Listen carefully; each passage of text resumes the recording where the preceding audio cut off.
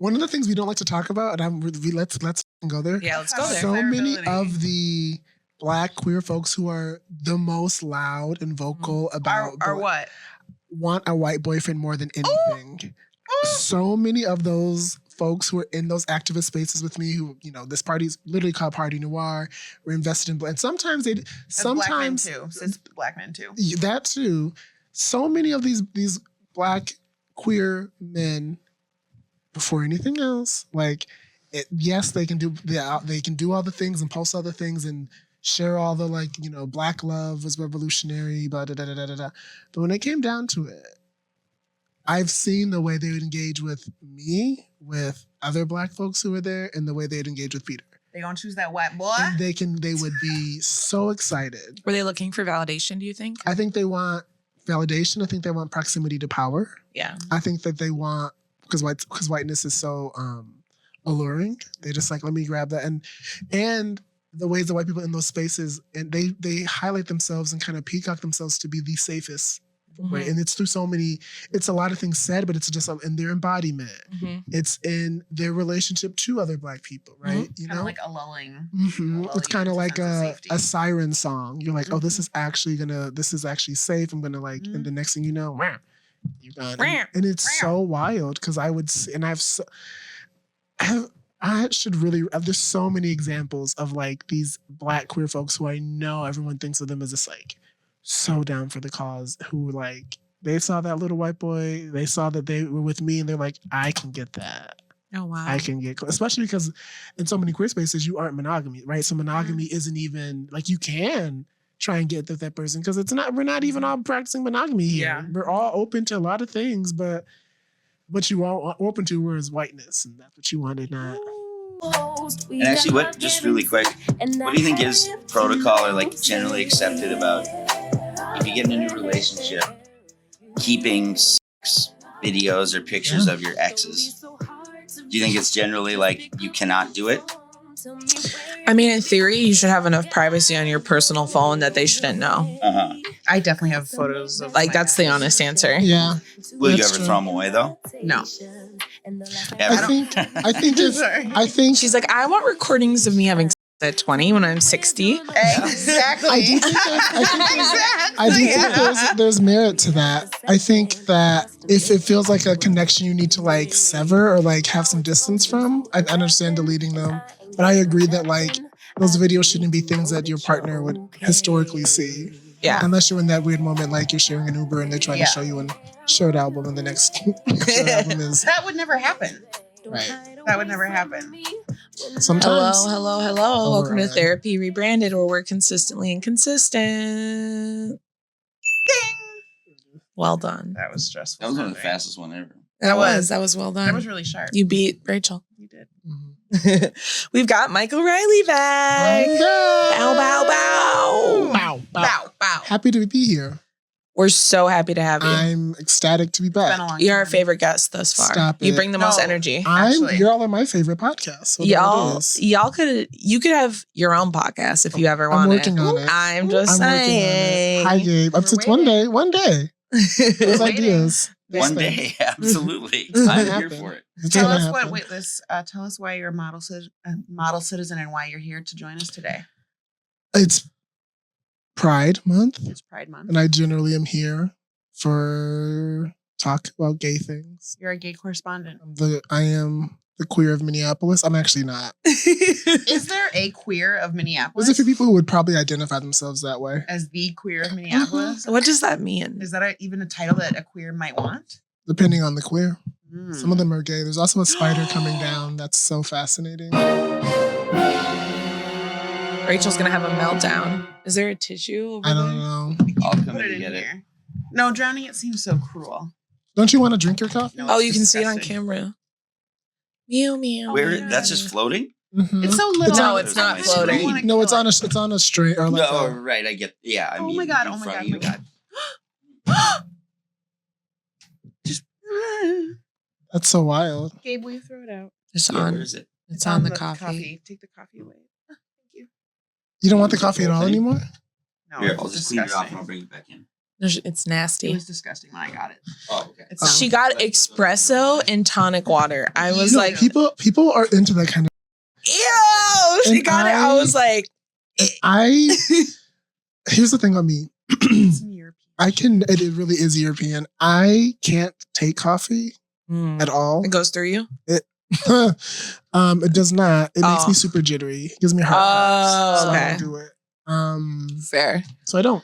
Fair. But I wish I did because I like how coffee smells. I wouldn't do Yes. that though. Espressos, that's too intense. That girl. What are you doing for Pride? What am I doing for Pride?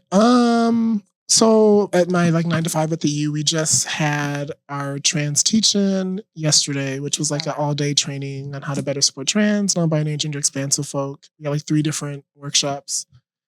That was the biggest thing I did. Then we had a open mic at Urban Growler, which is a lesbian-owned brewery in St. Paul. And what is the third thing that I'm doing? I'm missing something. But I haven't really done a ton of... You're hanging out with us tomorrow. I'm hanging out with y'all tomorrow. There's the pink, Purple Palace party. House yeah. something. And then I think one of my friends who's a mom, we're going to go out on Saturday. But I'm not doing a ton of stuff. You're not going to go to the 35. parade, and you're not going to People's Parade. I'll have to work the parade. I forgot. That's the thing you're forgetting. Have to is a key word. I do. Have Because to. at the U, they're I don't have to, but they strongly suggested it. And every year I've said no. I've just been no. You're not an ally. Then no. Well, I just think that so many of the things that Pride, so many of the ways people engage with Pride, especially in my 9 to 5 work, is always I need give me a thing to show that I can that I am a good person to queer people. Mm-hmm. But none of the people who are asking for these rainbow stickers or other accoutrement, none of them actually have you don't come to the teach-ins, you're not at the trainings, you're not at the thing. I've never seen you at anything, but you always want A thing. The apparel. you want a rainbow sticker? What is this? They want to signal to other white folks that they're an ally. I'm going to be gaggy. It's not even just white people asking me this. This is even other Black and brown people too who are also still asking for this. And I think, not to get too deep too quickly, it's 5 minutes in, but I think that we're here for it. We as a society, especially myself, folks who did equity work, have been doing equity work, we set it up wrong. We set up the practice to be you get a thing instead of this is now a lifestyle. This is now a thing you should be It's a way of being. honing all the time. An athlete's always practicing, right? Mhm. But we did it wrong. And I know why we did it wrong. Because it's easy. Well, because the systems we were working in are going to water down everything. And also because we wanted people to buy-in. Yeah. And now we ended up now look at us. Where are we at now? It's not looking good. I don't feel that much to say. What is it looking like? It's looking that's a really good question. It's looking the end, but I think it's actually going to look like an opportunity to get closer to liberation, but it's going to be really hard to get there. We probably won't have iPhones. That's okay. Yeah. They were That's fun. okay. It was okay. They were fun while they lasted. They were fun while they lasted. It was a good time. It was a good Start- time. There was a time I They're didn't going to have start one. stabbing people for iPhones. Just wait. I'm not. I think we're zoom in. There's an interview I want to watch with her when we get home. Like and that. it's this general. Close. This entire general. So close Two. to What do you it. To mean being by able to you see that. To collapse. Mm-hmm. Or at least not collapse the way that we think, but to things being very different. Which would be Like a shift. A seismic shift. How do Yeah. you feel those? Hang on to your wigs, ladies. It's going to be like that. That's what this retired general said. He's people need to be, it's going to be some, he was Yep. It hasn't been like this. He was we didn't think we were going to see another ground war in our lifetime. And then Ukraine happened. He things are happening in the world that we never thought were going to happen in our lifetime. And I don't think it's going to be bombs being thrown in No. Dinky Town. But I think it's going to change a lot of... Not Dinky Town. Dinky. Don't worry. The insomnia cookies will be okay. That would be it's actually loose sandwiches that I would miss. Or funmi. That's That's a loss. true. That would be true. Yeah. But I think it's going to look a lot different. And I think it's not going to be like completely like we're not all going to, especially in the United States, I don't think we're going to be like, because there's too many billionaires here and too many people who have like, because like to be a billionaire, to be part of that class, you have to have an underclass. So you can't get rid of everything because they're going to still want to be billionaires. So it won't be a completely like, but it's going to be a lot different. And I think we have to be prepared and think through how we're going to fortify, how we're going to do community a little differently. And it's going to be no more pride stickers. What do you think about Mamdani? Tell us. For anybody who doesn't know, he was just elected as the Democratic nominee for the New York primary for mayor. Which does not mean he's now mayor. Some people thought that. No. A lot of people have been like, because reading brother. Oh, brother is right. Oh, but boy. I think that, a political know-how is like, it's hard to come by. So, but so. You can also just read the article. A lot of those articles are a 5-minute read. You don't have to do a thought piece. You really don't. You don't, but they're gonna.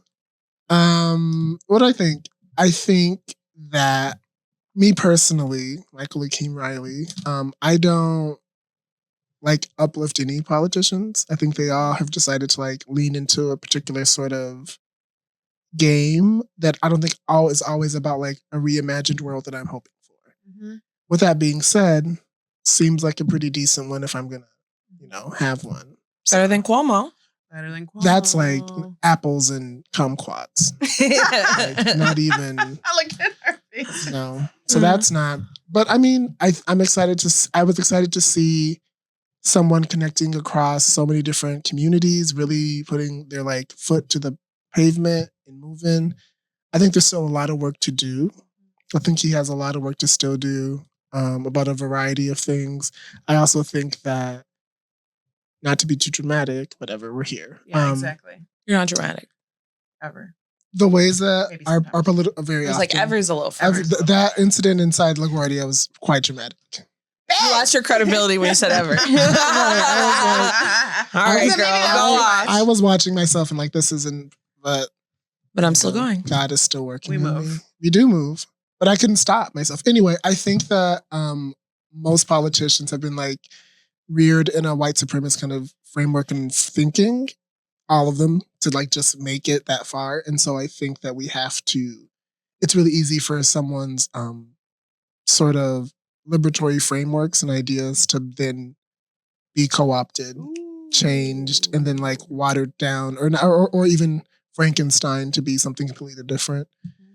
And I don't know. I'm not there. I don't live in New York. I unfortunately haven't spent as much detailed time figuring out everything, but I could see that happening. Mm-hmm. But I'll tell you this much, whoever his campaign team was, they did a phenomenal job. They really, they really did a good job. It's the DSA. It's the Democratic Socialists. Oh, they're busy in New York.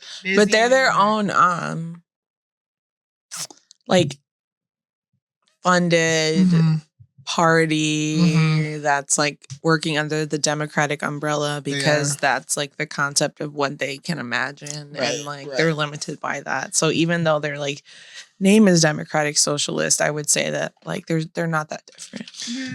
I don't think they're that different. They're not. But I think that, and this is whatever I'll say, I think that they think of themselves as very different though. As they do. Someone who like has Chuck Schumer thinks they're very different. Oh, Chuck Schumer probably thinks a lot of things. It's true. The establishment Dems think they're very different. Oh, and I think they are from that. But if I think we're thinking about like broader. No, they're not. They're like kind of. They still fit within the system. They aren't even bold enough to break off into their own party. Mm.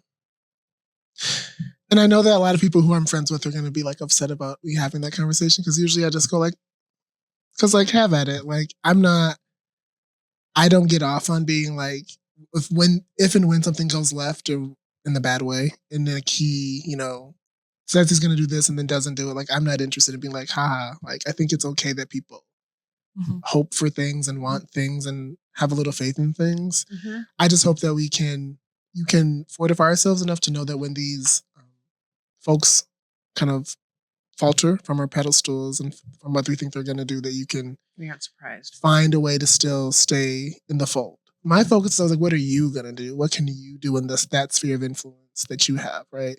How are you engaging with your homeless communities that are around you? Like, what can you do, even with like the, nickels and pennies that these institutions and jobs are giving us? What can you do, like with mutual aid, with supporting your community? Like, what businesses are you frequenting? Like, what are you reading? What are you thinking? What kind of conversations are you having with like your colleagues? Like, I know that all feels really corny, but like those things are, I think, way more impactful to me than like,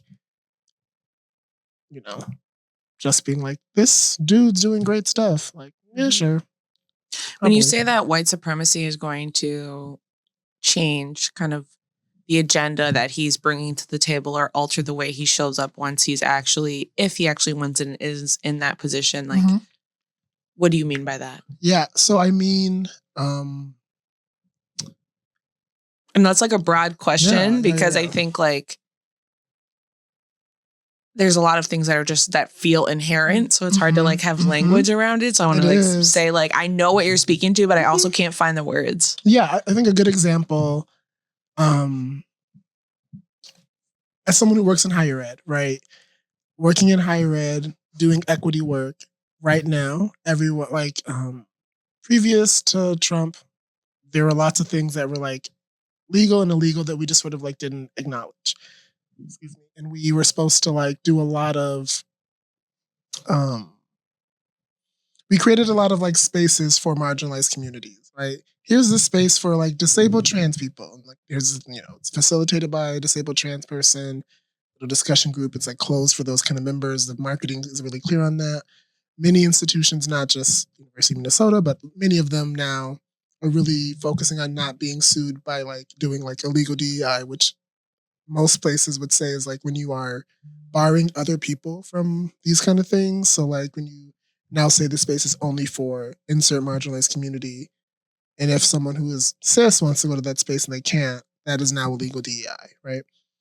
And it's going to connect back. And so now it's already connected. Yeah. I want to pause on that for a second and say like, what do you think about the notion of illegal DEI or like this notion that like there's something violent about creating a space that's just for marginalized groups? Because I think a lot of people who don't really like, I don't know, dip their toe into these waters, which we don't always have to explain everything for them. Fuck them. But also, you're funny. Like, it's true.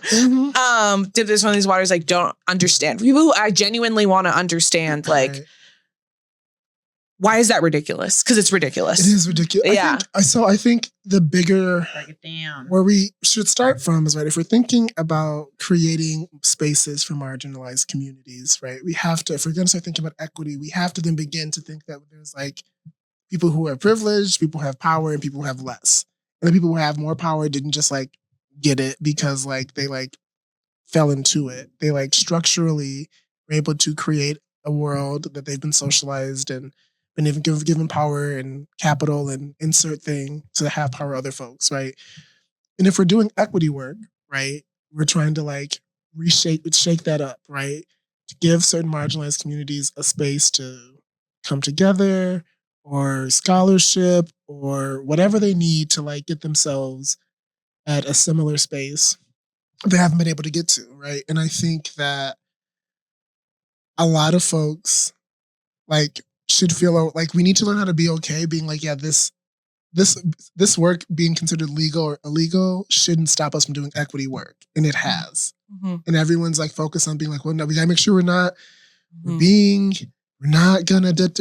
make sure you're not doing illegal DEI when like, it's okay, in my opinion, for us to if we're doing equity work to like really stick to that, no matter what the like government or other spaces are saying. Like we have to actually do it and lean into it. And I think a lot of people got into this work because they thought it was going to be fun, or they thought it was going to be uplifting, or they thought it was going to be like in vogue, because it was. We had, a Black president for the first time twice, and Michelle Obama's here and she's dancing with Beyonce. Come on, Mycall. Everyone's so excited, and we're like, oh, and now we're thinking even with COVID, even with the death of George Floyd, I was like, okay, we're going to listen and we're going to learn. And it was in vogue. It was popular to do that. But just because it was popular doesn't mean it actually was always going to be that way. And I think a lot of people kind of jumped on and was like, cool, okay. And now they haven't realized. I'm like, are you still invested in that? Mm-hmm. We didn't make an equitable world yet. So you got to lean into that. And I think it's, me personally, I know that the federal government's like, that's wrong. Yeah. And I'm like, you are not my litmus test for what's right or wrong. Yeah. Just because something's legal doesn't mean we have to do and it. Exactly. Yeah. Going back to the whole notion of when you're in institutions in this country specifically, you have to, there's always, regardless of whether they allow you to do your agenda in the institution, at the end of the day, your agenda can be pulled at any time because it's not 100%. The core value. And so for the U, why don't you want to be sued? Because that costs money to fight that. Exactly. So the core value is money. Mm-hmm.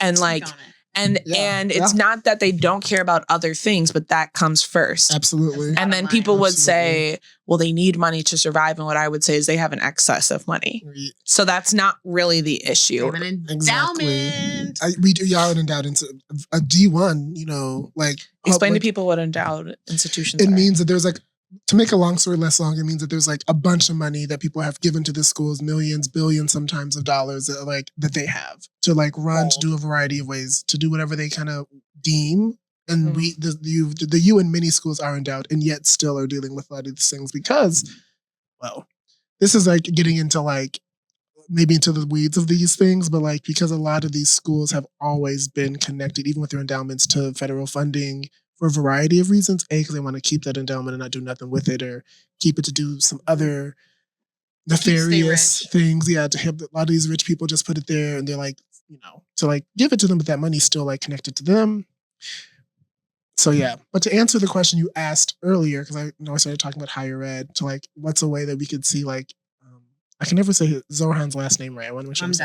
Mamdani, did I say right? Mamdani, excuse me. I never say his last name right. An example of something that I think could be lost is one of the things I think he's really invested in is those government-run, state-run grocery stores. Yeah. That would be a lot lower priced so that people be able to have access to food and to people could live and have a little bit better of a life instead of living in these sort of food deserts or food apartheid kind of spaces. And I could see very much that what that vision is, not okay, yeah, let's do that. But the prices they'll be a little lower, but not as low as they need to be because they're well, then we're just giving it away. Or that's what's the, you know what I mean? It's so easy to now begin to think about the money and all of it. And undermining. What are people going to be getting? What quality of food are people getting? Could be any type of fucking food given to people. And undermining the grocery stores in the area. People also don't want that because if you're charging half of what I'm charging, then I have to either change my change it, or I have to lose a whole demographic. I'm sure they'll still have people who are ew, I would never go to the state grocery store, but they're gonna lose that kind of group that was stretching to go to the local store. Mm-hmm.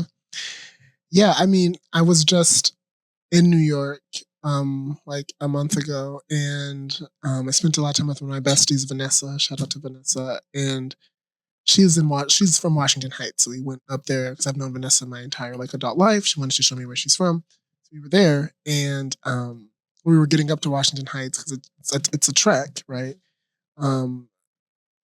We saw so many people who were these we're in these historically predominantly Latine Black communities, and the kind of white folk who were kind of in those spaces, none of them had bags of groceries from the grocery stores that are there. They're taking the 45-minute, 50-minute train rides to go to a space like Trader Joe's, right? Which is a lot cheaper. And I'm not don't like Trader Joe's. Yeah. I'm in my financial recalibration. I'm not above an Aldi. I'm not above a Trader Joe's, but those other grocery stores in those neighborhoods are starting to close. And a lot of the places she's like, that used to be there. And that's not because a lot of those places, people can't afford that, but they can afford to have a lower price point. And even though it takes 45 minutes to get down there, they're going to do it. Mm-hmm. And I could just see that kind of complicating this notion of these like, for the community grocery stores, because like things, it's so much more complicated. And I know he knows that. I don't want to act as if he doesn't have plans. I'm sure he does. I have not dug into the grocery plan as much as I should, but that's just one thing for me. I'm like, that could There's always go holes. left. People always fall through the cracks or something. Yeah, like I think about the ways that Obama was president and how everyone was like, look at all these, like, but like look at all the things he did. Look at all the folks he bombed. Look at all the, War criminal. Exactly. Sorry, Shelley. You know who I do want to hang out with? Malia and Sasha, though. They seem fun. They seem cool. Mm-hmm. Yeah. And both pro-Palestine. I feel like we really like already dove into the topic, so maybe we should just end on the Reddits because I feel like we're kind of flowing. Okay, let's do it. Yeah, let's flow. I like so, that.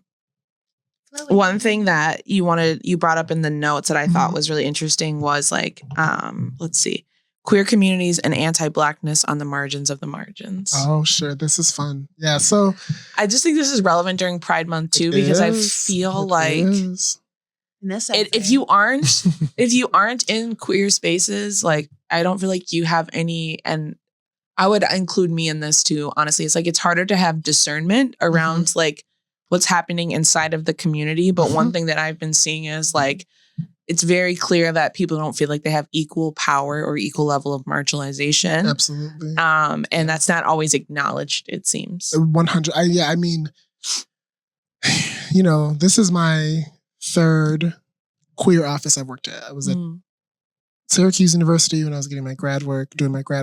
I worked at DePaul for several years. I opened up the LGBTQIA plus resource center there. I know at the U. And so I've like been sharing space, uplifting queer communities, advocating for queer communities in institutions of higher education for some time. I'm not new to this. I'm true to this. It's something that like, I like to say that I'm like the other gay for pay. And I like that. It's fun. Because I am actually just gay. You don't have to pay me. There's no rate. There maybe should be though. There should be. I agree. There should be. Yeah. What is the rate? Anyway, so yeah, I think that a lot of our queer communities have truly missed the mark in being able to have some really important conversations around what it means for our Black, Brown, Indigenous queer communities to share space with white queer folks. And I think that there's sort of this like lumping of like, we're all queer and we all get it and we all are marginalized. And it's like, that's just one aspect of folks' identities. That's one marginalized identities folk have. And if we're, going to actually think intersectionally, which is important because it is the way intersectionality was written about initially was not like just holding different identities. It's two marginalized identities coming together.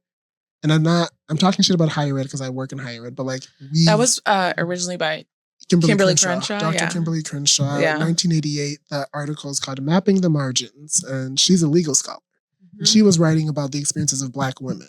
Who were factory workers. At the Ford Motor Company. Yeah. And you look at you better do your research. And they were essentially like, yo, y'all aren't promoting any of us. We're all just like on the line. We've been here for a long time. We're suing you. We want to be promoted. And they were like, look at all these white women. So we are promoting y'all. And they were like, okay, yeah, but we're Black women. Come on, intersectionality. They were like, okay, but look at all these Black men that we're hiring. Ford Motor Company folks. We're like, look, so we're good. And they were like, again, like we're Black women. This is a unique kind of intersection. They were like, nah, whatever. And that's what happened. And so many folks like myself, many folks like really leaned into that. I will name that intersectionality has its flaws as a theory. It's not perfect. It is really rooted in like oftentimes in a US specific sort of framing when we like kind of we start thinking about race in more global ways. It becomes more complicated and in some ways and simplified in some ways, but I read somewhere that it can't be applied to white people's experience, intersectionality. I've heard that too. And like, sure. I mean, I also think that like, I do think there is intersectional experiences if someone is like white. Well, whiteness, that can't be intersectional because that's like that's a privileged and powered, like an identity with more power. And the intersectional experiences has to be about the Black femme. Or it's just about communities that are marginalized in both ways. And that marginalization coming together. Right, being queer, being Black. Being Black. So you can think about being queer and being disabled, but then when you incorporate your whiteness into it, that's not, now we're not doing intersectionality. Those identities intersect, or I would say like interplay with one another, but they are not intersectional. They're not using intersectionality in the way that Dr. Crenshaw was sort of writing about it. Yeah. It's kind of taking a life of its own though. Yeah. As it always does. As it always does. And when I say a life of its own, like I have met so many people who are just like, I'm intersectional because I'm blah and blah. And I'm like, what? Did you read that? Like, did you read the article? Because it is longer than 5 minutes, but like these words do mean things, and we don't say this. We don't act the same way about like Marxist thinking or all these other like. But anyone just like, oh yeah, I'm intersectional. I'm like, no, go back to the text. Let's read it. I don't know. I think people do act the same way about Marxism. You actually might be right. They're you like, might be right. Actually, you might be onto something. They be throwing shit around, but you're right. No matter what. Yeah. So I don't know. I think that especially right now, like in a lot of, there's so much targeting of queer communities. Like I sort of just like, we're all in the fight. This is tough. And like, ugh, and I'm like, it's been tough for some of us for a long time. Like one of the things that's been really hard for my job is that, or just in my life, is so many people are like, can you believe this is happening? And I'm like, oh, yes. Yeah. I'm like, my mom is from like the deep South. Like she's told me stories of fucking Klans members and having to get off sidewalks. Like, you know what I mean? Like, yeah, I can believe that. You know what I mean? I've seen my family members fall through the cracks from the crack epidemic, right? Yeah, did you think that would never, and it's people really or truly are like shook. They were really like, I can't, and a lot of queer folk, they're like, you know, I've had so many folks, so many students, so many community members, I can't even get out of bed, or the opposite, all they do is just like, doom scroll. Like, I want people to be informed, but like, I think there has, and I'm not going to be like, touch grass, because I think it's more complicated than just touching grass, although putting your phone down is nice. Maybe drinking a glass of water, putting on some, looking at the sky, because your eyes probably hurt from all those blue lights. And I think touch grass matters because I think part of the goal of touch grass as an adult is touch grass so you can feel the emotions. Because I feel like you're distracting yourself when you're doing the phone thing. Like, putting yourself into like fight or flight mode by being scared all the time rather than in your emotional state where you process is like intentional to avoid your feelings. So that is the value of touching grass is like put your shit down and feel your feelings, be present to your body and what's happening right now, because you should like should is the wrong word, but what's more beneficial to yourself is to believe yourself and believe what's happening without needing every single detail and process that. Like, and I think people spend way too much time trying to justify how they feel, and they're consuming information they actually don't need to know to like stack the like cards in the favor so that they can believe it. And I just feel like you should just believe yourself and feel the feelings so you can be like everybody else who's up and down in their depressive episodes, not consistently in bed. Like you'll get relief if you touch grass. Relief maybe isn't always the point. Maybe getting relief also isn't the point. It is if you can't get out of bed for weeks. It is. Yes. It is. I also think I meet a lot of folks who like want to gather all this information to still somehow like be better than other people. Yep. Like I meet a lot of people who are like, they'll like try to like one up me. They're like, did you hear about this one law? Yeah. This one trans athlete who had this horrible experience in their high school. Yeah. They were a trans lacrosse player, and I'm like, I didn't hear that. Did you know I'm more informed than you, so I care more about people? And I'm like, babe, like you can be informed. I can be informed. It's like there's more. There's so much to be informed about. There's enough knowledge to go around. Yeah, scarcity. It's one weird. thing that the like quote other side or the conservative side does better than just the communities who are trying to come together, and this is intentional that we're feeling like this, but that they do better is like. They do it to a toxic amount. So I'm not suggesting we all do it to a toxic amount, but like trying to meet at where we all agree. We don't do that at all. And like our communities, like, and like in our in our small communities, it's an issue. It is. No, I think, wow. Yeah. I think we really struggle to like, y'all have to. Like, this is to the nth degree, but we were talking about this with my dad. Like Harriet Tubman literally was shooting niggas. She was. Who weren't for the journey. Like that's to the it's nth true. degree. He wanted to turn back. Bop, bop. She had, You're not about to ruin this she for the had, rest of yeah, us. she had a thing. Like, you can't be like, it's not like, It's this or no. yeah, you could have stayed and failed. You didn't have to try. And people really don't think that it's like, it's, and I don't know, I go back and forth about, nonviolence does, there's nonviolent resistant things to do. I don't know if like protesting is like the only nonviolent thing to do. Right. You can still be resistful. Yeah. But violence is also necessary. We don't talk about how like slaves were beheading and gutting. This is also extreme, but like pregnant women. There were like, there's lots of violent resistance, and that's necessary because oppressors are violent. Yeah, I mean, it all the time. Slavery particularly like didn't. Sorry, this took a turn. No, it didn't. I think slavery itself already was such a like we Black people were not human, right? So it's like how do we like peacefully protest our way out of this thing that like you're not even a human? I'm supposed to prove to you that I'm a person. Like you have to demonstrate your humanity by being open to your oppression. Right. And even if you were open to, like, you still weren't considered a human. There's no way. Well, that's what they were telling us. That was the carrot. Just like prove it long enough by allowing the oppression and not being violent in the oppression. And then maybe we won't see you as animals, which was never going to happen. It was a hamster wheel. They were doing it like they do it now of like demonstrate that you're worth being treated equally by allowing us to disagree about your right to exist.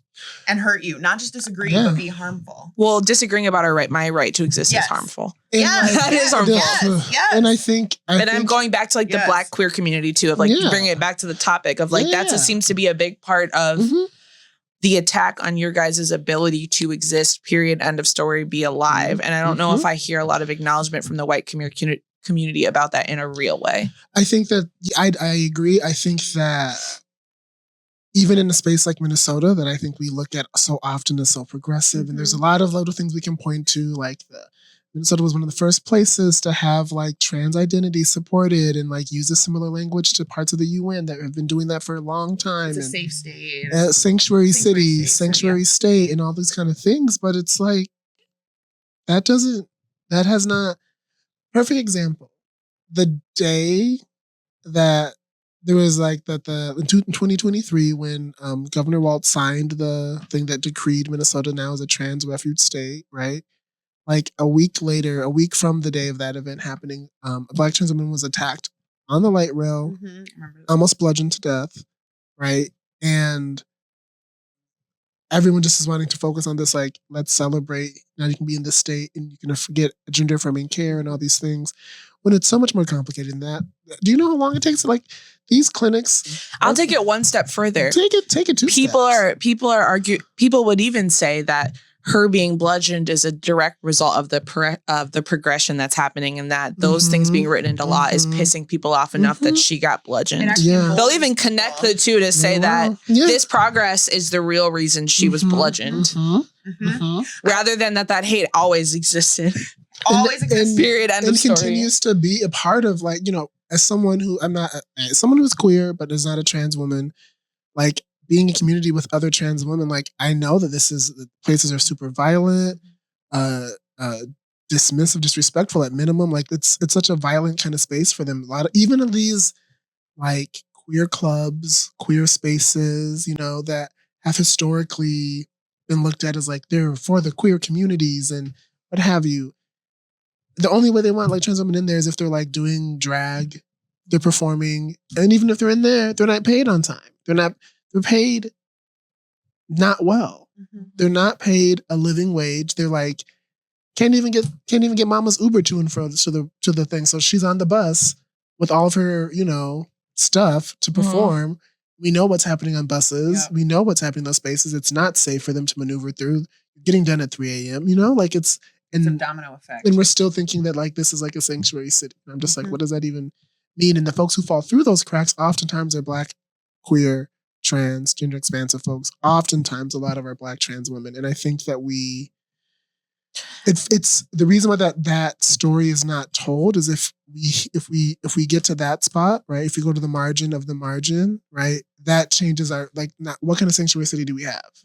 We don't have a sanctuary city if our story goes there. But if our focus, if our support, if our advocacy starts in that spot, think about how safe it is for everybody.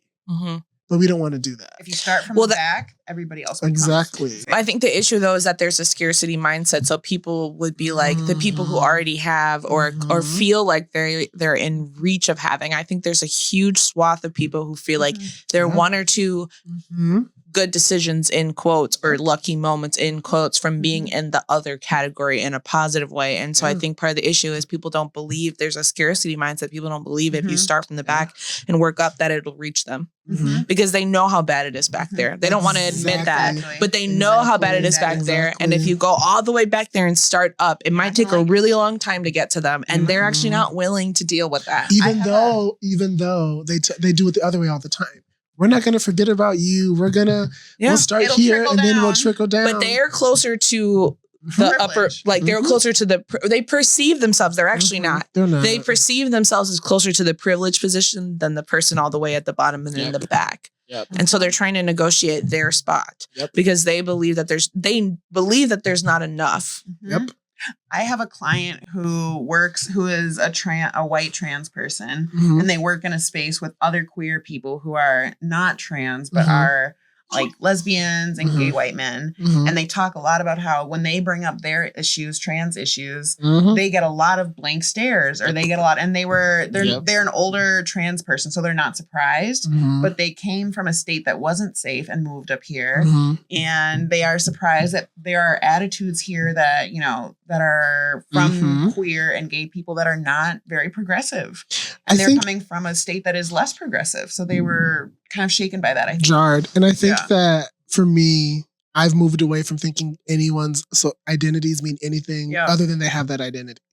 I can meet another Black queer person dressed just like me, nails just like me, mustache, whatever. Like woman's blouse. They could literally be a Trump supporting, ICE calling jabroni. Pool the other day. Did you? Yeah, it was crazy. What happened? No, somebody it was definitely a queer man. I don't know if he identifies as a man. He probably does if he's in the MAGA movement. Probably. He probably thinks he's one of the good queers. What are they called? Log cabin Republicans. What is that about? I have no idea.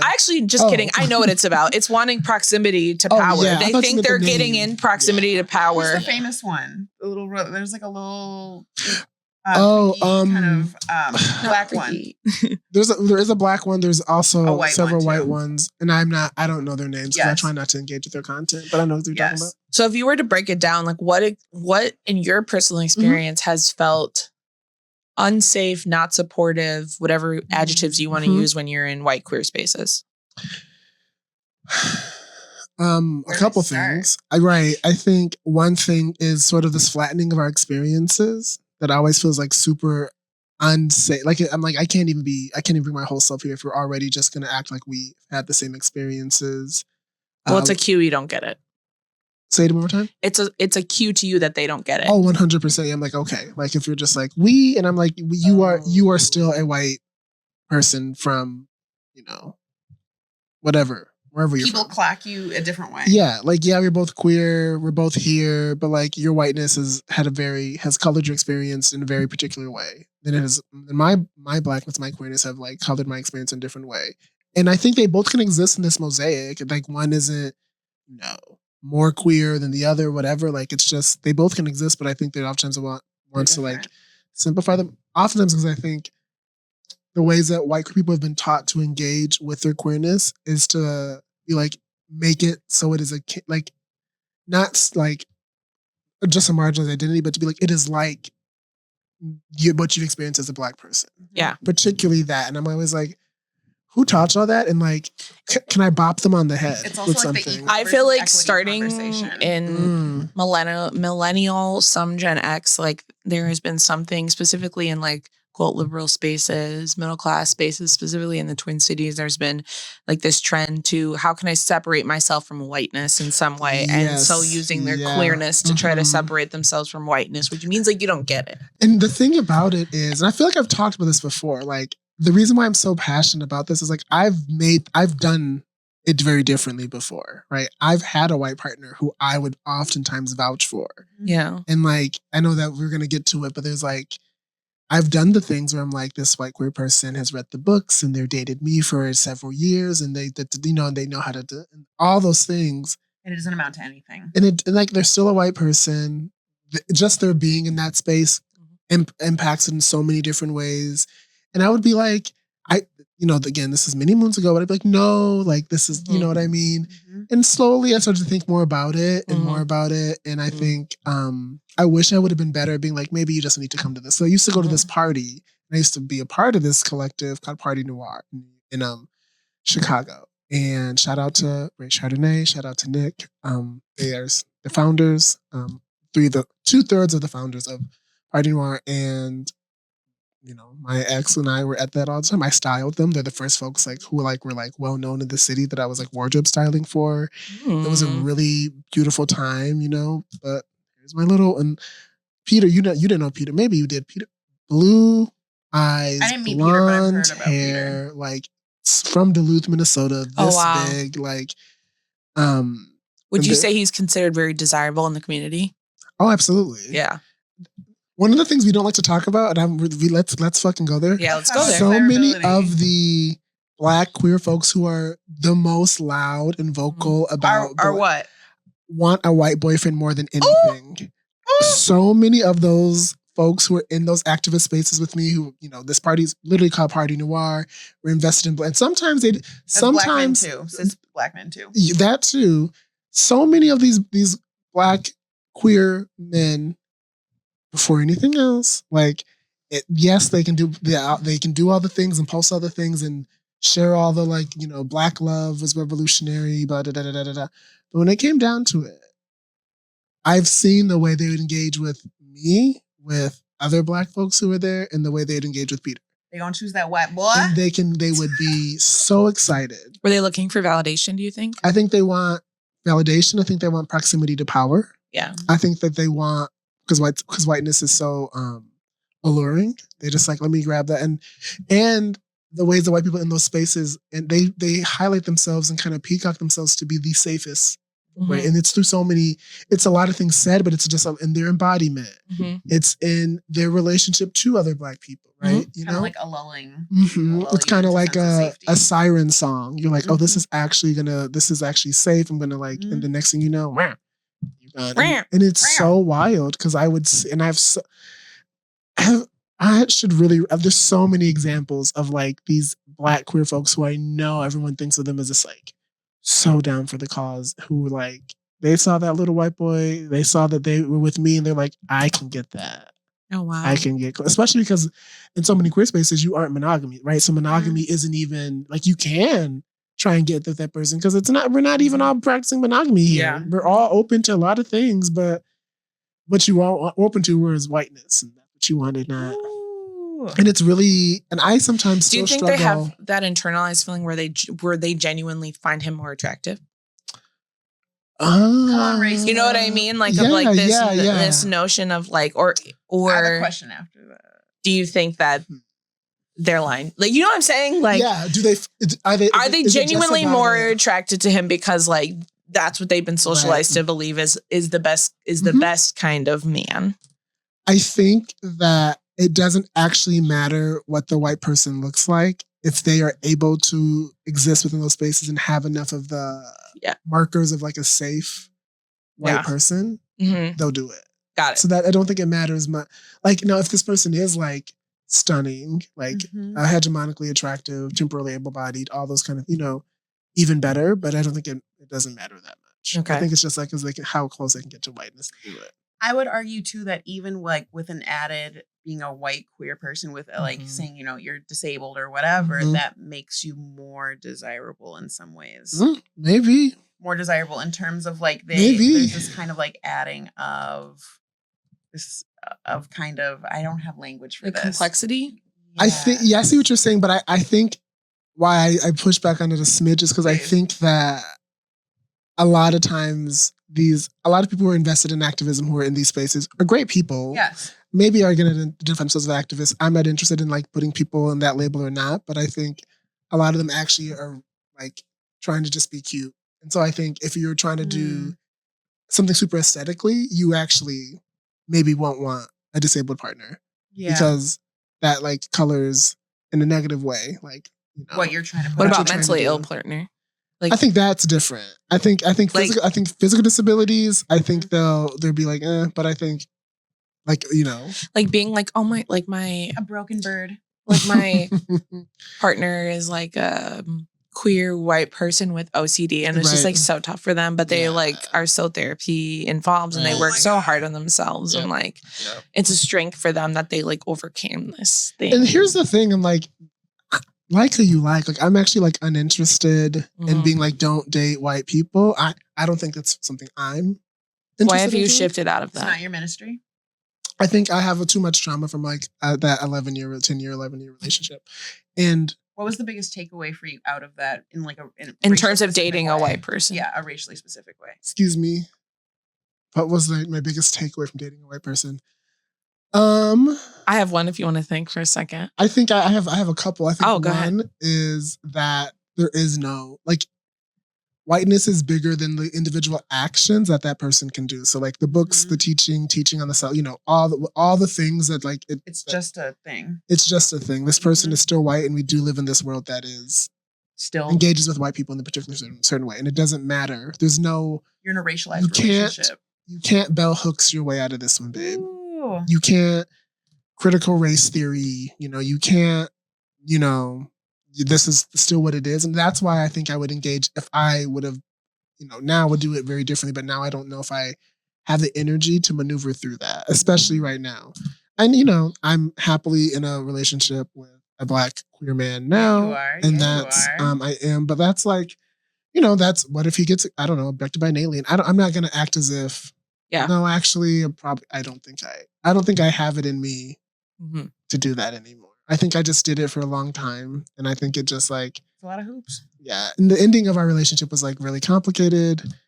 I've never talked about it like live somewhere, but like we were in a open relationship. We both were seeing other people. And I feel like the other person they started seeing, also a Black person, provided them with more, affirmed their, like the work they're doing in a particular sort of way. And so I think that they were like, this is easier. And I think whiteness will always find the path of easiest work. Ooh. And so they were like, I could stay with you, but this is, and I think part of me doesn't want to engage with that because I think I don't think it's always like a conscious thing. I think it's a subconscious sort of. Well, feeling pushed at times can feel like you're not being accepted. And so it can show up like surface level as like I'm dating a person who makes me feel accepted and celebrates the things that I celebrate in myself rather than being challenged in these ways that makes me feel like I'm constantly failing, even though I just feel like I'm doing so much as a white person for Black people. Exactly. And so it's just like... I should have left at this one moment. There's this one moment we were in a fight. Oh, God. My ex and I. And they were talking. I said something about them not doing enough around their whiteness. And they were like, let's say Jay, that's not their name, but they were like, Jay said that I'm like one of the safest white people they've ever been around. And that you can be so hard on me and da da da da. And I remember because that was his other partner. Yeah. Well, they weren't partnered yet, but they were dating. And they had intimacy like a partnership. They did, yeah. They were pillow talking. Yeah. And I remember that when I was told that because I'm so mean. I need to know what your body did. I pointed and laughed. I was like, you are the safe white person. I was like, oh my God, stop. No, don't. I was like, don't let that get to your head. I promise you that's not good. And they were like, appropriate response. And I was like, stop, babe, stop. And I was like, this is not what you want. And I like literally laughed out loud. Now, part of me also knew that this person, was like probably more fit and like had a variety of other things that I think would probably make them a more viable person. They're like semi-famous. Yeah. I know how people... They're not trying to minimize their value, but that was a core part of why they chose us. So I remember when I hindsight's 2020, but I think when they started hearing that, I think I should have said, well, let's figure out how we're going to split this rent because we're going to have to call this, but I didn't. Yeah. And I want to be clear that I didn't, even as this was like, our breakup was super violent and not physically, but just like super intense and just jarring for me. I was together with this person since my sophomore year of undergrad, right? That was like, we've seen each other through all of our graduations, grad school, undergrad, moved to Chicago, moved to Syracuse. Like, we've done all that together. And whiteness is still insidious. not even so much that, well, yes, but like, I think that amidst all of that, I, you know, as it was ending, I didn't want it to end. Of course not. I was like, please, let's work. Even though I knew, right? I was like, you have this other Black partner who is going to provide a lot of things that I know you're going to like, that you're going to take. Because are they still together? Oh, no. Oh. Is that satisfying? No. Yeah. No. It's a reality. It just is. Yeah. I don't even think I feel satisfied or unsatisfied. I feel like when we're going through that like panic though of like, when a relationship has been, quote, over for a while, but now it's finally actually going to be over and somebody's leaving, I think the driving of like, please, let's stay together is actually fear about the emotional pain you're about to endure when the breakup happens. It was pretty, yeah. The day that I did this pleading and begging for this. Done it too. We've all done it. I've been there. We've all done it. I remember, I knew it was happening. Begged. I begged too. I begged. I knew it was happening, and I remember as I was getting to our apartment, I was taking the train from DePaul, and not the red line, Pink Line. Oh, you've gone out west. I lived in Pilsen, so we were. Oh, you were way out south. So I was like coming into Pilsen, and I was sobbing so much that the person next, like, I was like sitting, and the person was like standing above me. And I just was sobbing because what happened was they like disappeared for like 2 days to like figure themselves out. Oh God! And they were ended up staying with like another friend of mine, a newer friend of ours, but they were staying with her. And Mika's her name. Shout out to Mika. I love Mika. And Mika and my ex talked, and I think Mika assumed that. So like my ex told Mika that they're leaving me, and I think that. Mika assumed that I knew that. Because why would you say that to our mutual friend if you weren't? Exactly. And so Mika was like, hey, babe, I know that Peter's staying with me, but know that I'm here for you. I'm so sorry about the breakup. And I was like, what breakup, bitch? I didn't know I was breaking up. And Mika was like, I am so sorry. So I just was sobbing on this train, and stomach drop. The nice woman was like, just like gave me her like pack of Kleenex and was like, very rom-com. It was very rom-com, and I like sobbed all the way there and like walked in the thing. We had this super intense conversation, and if it was a real rom-com, your current partner would have handed you the Kleenex. It would have been your meet cute. Well, there was that. So like the thing about it, that was like it was that one, and then my next partner, and then my current partner. Like I'm a Libra, so I'm always gonna be partner, baby. Yeah, but it was. Yeah, I think that relationship really helped me understand how clearly, like, you have to make the decision to deal with all of that if you're going to date a white person. And I think I don't know if I want to do that. That's fair. I don't think I want to do that. That's like, I did it once. It was so traumatic. Yeah. I think that you did your time. I did pay the cost to be the boss. I'm so happy to talk with Black queer people, to be in those conversations with them, because as someone who's done it, and this is just, I've done it I had a partner before that person. Yeah. Who was white. Like you're funny. I've done that. So like I've done it. And so I'm really happy to hold space with like other Black queer folks if they like maneuver through that. Yeah. Whatever way they need to maneuver through it. But not for you. Not my ministry anymore. I feel that. Good luck to everyone doing it. Yeah. Be blessed. Love and light. I feel like the last topic that I really want to cover before we get to the Reddits is Tyler Perry. Oh, I know it's not as hot as it was last week, but I think it's still relevant. And thank you so much for being flexible last week. Oh, we don't even need to go into it. Great. Perfect. Tyler Perry. If you could summarize. Dear. I've seen too much. I have to take my glasses off. You've seen too much. You need to unsee. Too much. I need you to summarize. I need you. I just need everybody to know that I cried for 90 minutes today, and my eyes they hurt. I've literally like you don't. I know you've cried, but you look good. Thank you. I was moisturized. After I cried, I washed my face. I put some Aquaphor on, and I took a 3-hour nap. 3 hour. That's a good nap. That's a knock the fuck out. I hope you like. That's a conjure spirit nap. I hope you eat something really good at some point today. If you haven't. I want to. I have some banh mi in the fridge that I like picked up, but I wasn't ready to eat. So I think. Nope, it wasn't Luz. It's IFO and. They do a good job. Yeah, IFO on University. Those are good. I'll go to Asian food in St. Paul is the way to go. That's the only thing St. Paul has over us. That's all I have to say. Yeah. Food. They also have. No, they don't. I disagree. I disagree. Lake Street? Yeah. I'll square up. Kevin's. Tacos El Kevin. Tacos El Kevin is fucking fabulous. But also all the fucking West St. Paul Mexicans.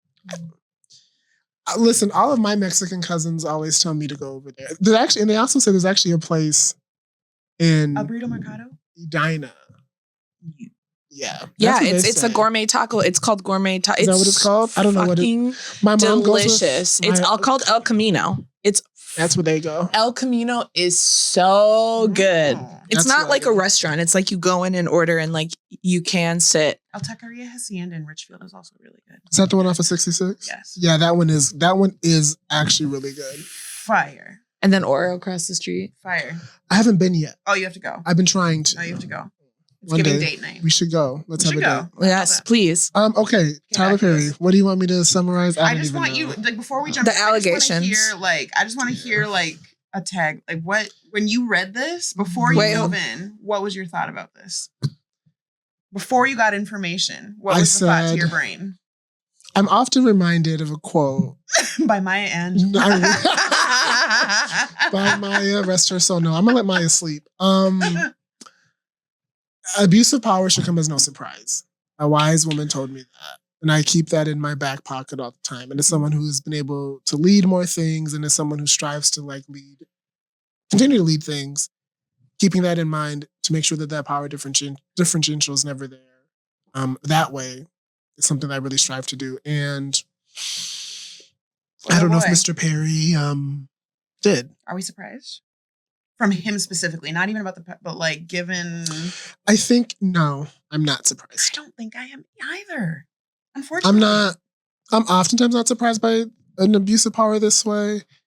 I'm not surprised that there's a lot of people saying that this is just, Hollywood taking down a black man. And I'm like, I don't know. I think we just have to admit that this person has done something really violent and egregious. And what did he do? I don't know if it's names because it is a little less. It was in my head. And it's okay. It fell out. But essentially, Mr. Perry was... Mr. Perry. Senor Perry. Was sending... lewd and lascivious messages and has, engaged with like touching and in kind of making one of a colleague and a cast member of one of their shows, touching him, touching his genitalia, touching his butt, getting in bed with him, sending pictures. And then when this kind of came up, they were like, no one's going to believe, the typical kind of language after that. Yeah. If you do exactly. And it started, I think, like several years ago at this point.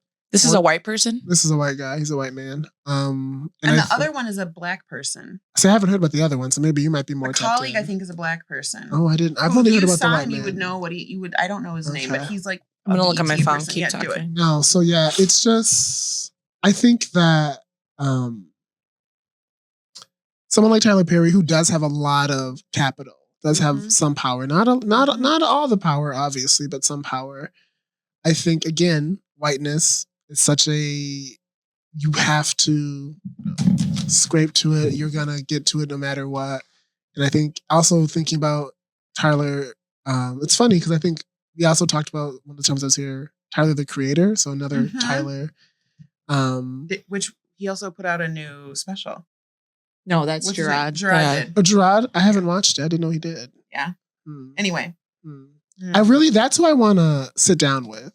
That's actually, that would be the person I'd want to have a nice chat. Put me on your show. We could have a nice talk. The reason why I brought him being white is because I feel like it adds to the black conspiracy theories online about people trying to take him down. And that this was a ploy by Hollywood. Hollywood to stop him from the Jews. And I'm like, the Jews. I'm also like confused. I'm like, Tyler Perry, like, Makes fun of he has he's been he's not doing anything particularly special right now.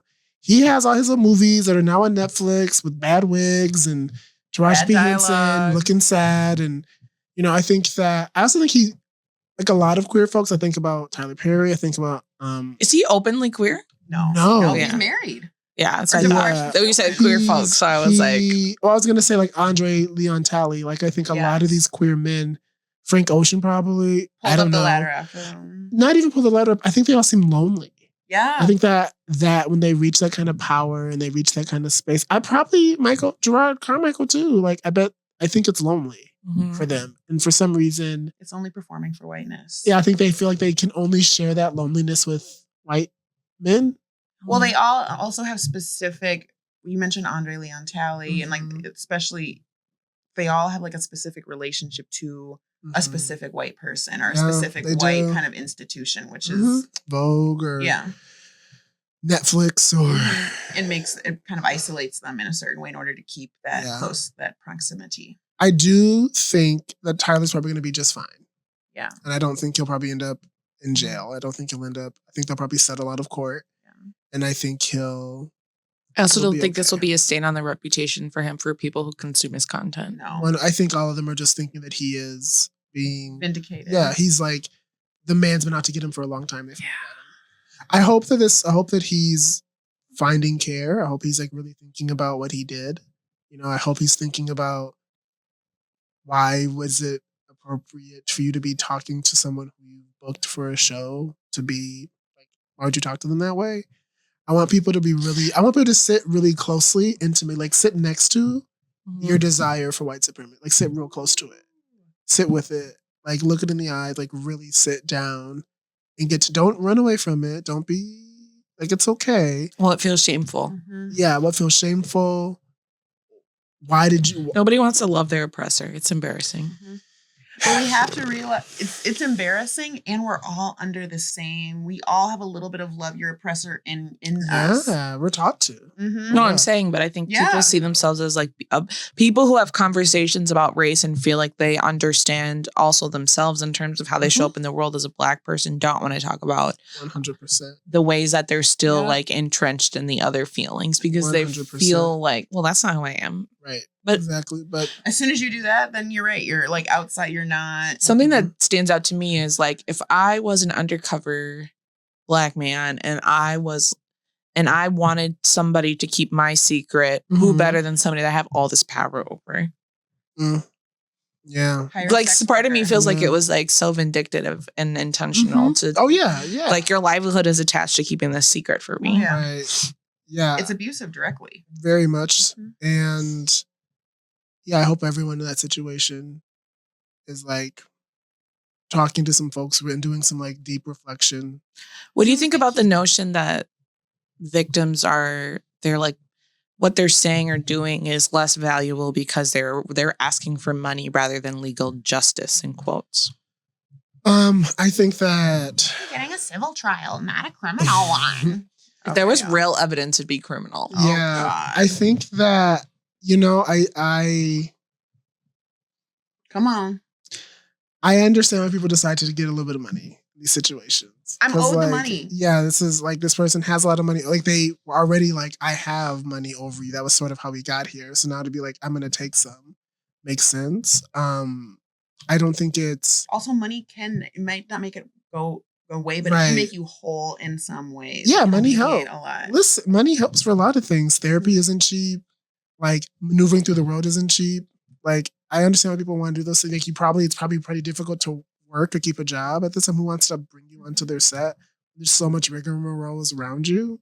So I understand why you'd end up in a space like that. I would say that something that people misunderstand when they take that stance is that yes, criminal cases are held to a higher standard, but it's also because in terms of like criminalizing sexual violence, they make it near impossible. It's not that the standard is the fair standard. Yep. And that's the thing people don't talk about. It's like, we'll just show the fair evidence. It was like, well, it's near impossible to prove it. Yeah. And so that's like, also, I didn't even think about it that way, but that's astute. But people come from like the perspective of like it's going to court, it's going to get conviction. Right. Like the justice system is fair, or the justice system, or like if this were valid enough. Right. And I think another thing that people don't think about is like, yes, it's a money grab, but also if you're like trying to be like, you caused harm to me and I want to harm you back, like asking Tyler Perry for $1 million is like, he could toss that out the window tomorrow. Yeah. Like it's also like wanting to feel like I'm actually asking for an amount that's going to be detrimental to you. And I feel like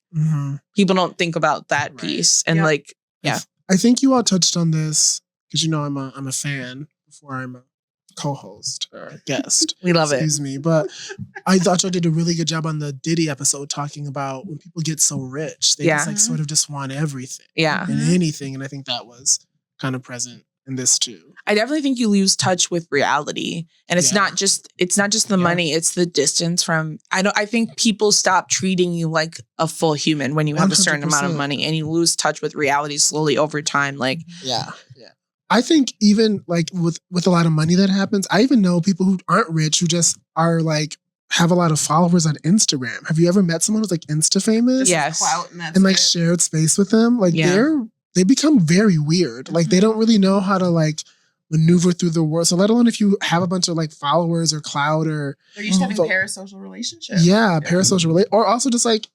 everything is like an affront to them in weird and really unique ways. Y'all as both as therapists, I'm sure just knowing y'all, you maybe have CBD. Well, is it time already? It's time. We've been going. Oh, we have. We've been going. We did it all on the live. I gotta use the bathroom, you guys, so bad. Yes. It's okay. Thank you for coming. Thank you for having me. I love having you here. I'm excited to be back at some point. Yes, please. Bye. A little late.